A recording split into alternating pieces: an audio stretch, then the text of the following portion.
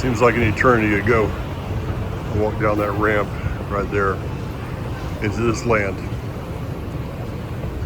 Now it's back to exile.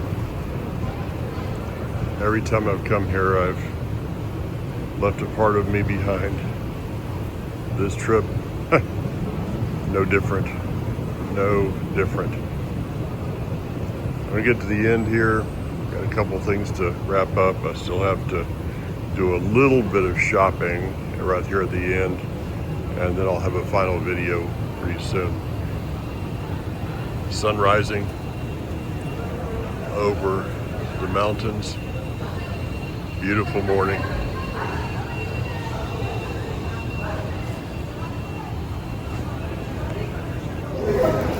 The ever-present reminder. War is not over. I'm driving in and there's a huge sign that says bring him home now.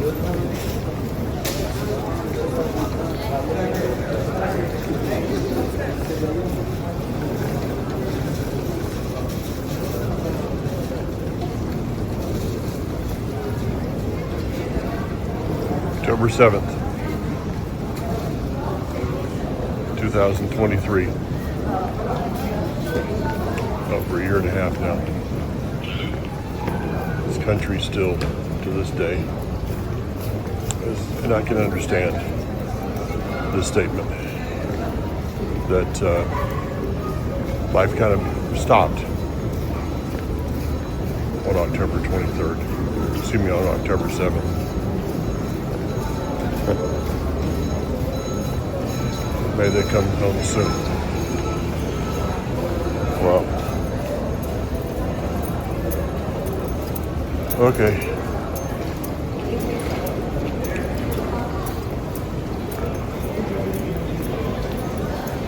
May there be victory soon.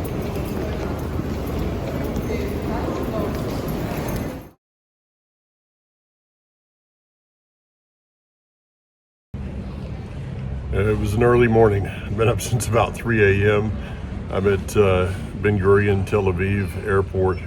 Behind me, out there in the distance, is an El Al jet.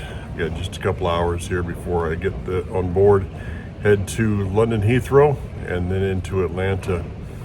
Tel Aviv is a place that when they tell you to get to the airport early, they mean it, because if you get here early, you're going to walk through in just a few minutes, no hassles, no problem.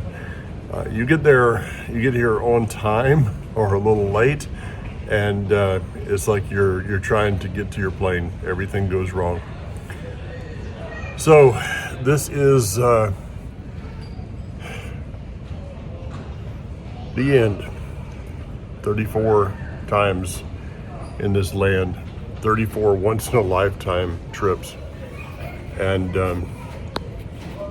it's going to take me a long time to process this one. There's so much that has happened in these last days.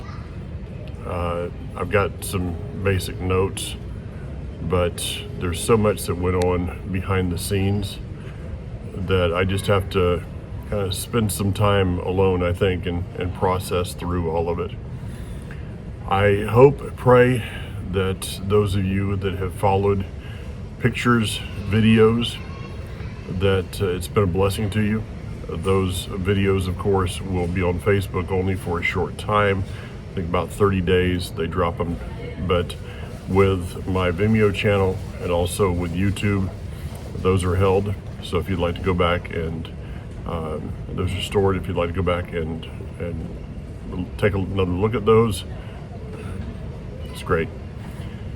I want to say thank you here at the end to a number of people. First of all, those who have supported this ministry of Join to Hashem through the years, and also those who have given to Israel. For those who have done both, double thank you. Todah, Todah Rabbah. Thank you, and thank you very much. I know a lot of people give just to Israel, and that's great. But we have a ministry. It's kind of like having a restaurant, but having no kitchen to cook food in. You're not going to have a restaurant very long. So those that have helped in both, thank you. We have given very generously into the land, unto various projects. We don't give to organizations. We give directly from hand to hand. People that I meet along the way that I feel have needs that are beneficial, people that I can trust that the funds will go to the right place. But after I leave, that does not stop our support to Israel. In fact, within probably 48 hours of me being back, we will be giving other donations to the land. There's some things that I found out that are needed here, and so we'll be giving to that. So if it's not just when I'm here that we're giving, but this is ongoing on a monthly basis. The needs here are not just when I'm here, it's ongoing. So with that, thank you all so much for your support, for making this happen. And lastly, I'd like to say a very special thank you to my wife, Kathy. I've been gone for about 12 days, and not a whole lot of issues happened, but she's been there, and if it was not for her, none of this would really be happening. I couldn't do what I'm doing if it was not for her. So I want to say a public thank you to her.